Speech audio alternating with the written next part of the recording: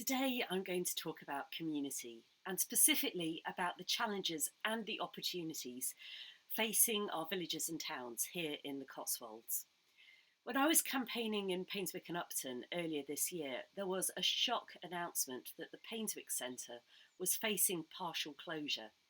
It was bequeathed to the community over 100 years ago, but was now facing this perfect storm of rising energy costs, rising maintenance costs, and also the loss of income during the pandemic.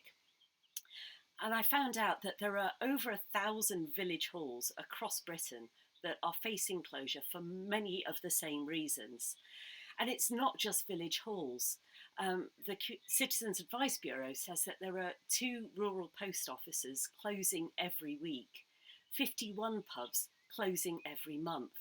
1 in 10 local bus services have been axed, including the number 84 and number 85 routes from Wootton to Yate that enable people to get into Bristol. We're also losing local shops, cottage hospitals and other village amenities. And these aren't just amenities. They are places where people bump into their neighbours, have casual conversations. It's where community spirit is formed. And without that community spirit, our villages just become dormitories of overpriced housing.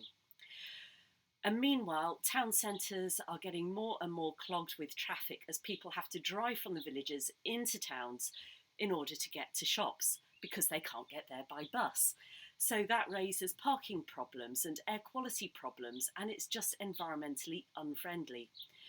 So how do we get out of this perfect storm of issues?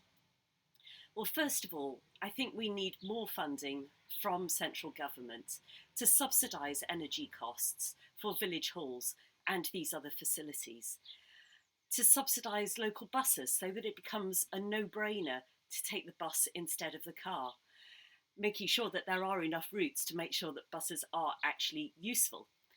And at the same time, there is so much really inspiring work going on at the grassroots level from the bottom up. There are these amazing self-organising projects going on.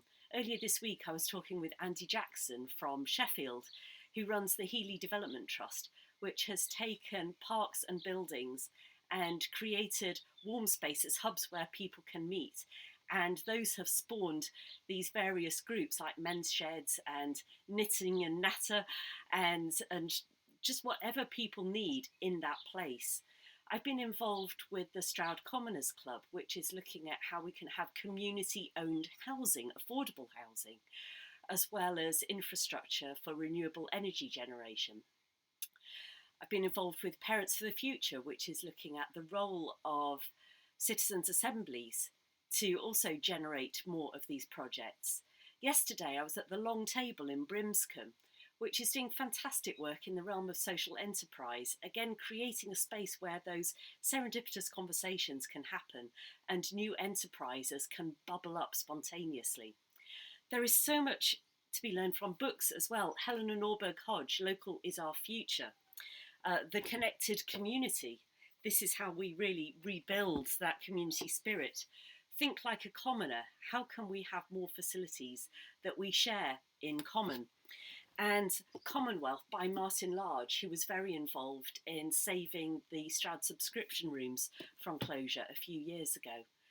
So we have the information, we have the ideas, we just need to organise, and for that to be nurtured and supported by MPs, by central government. We have all the answers, we just need the political will to put them into action.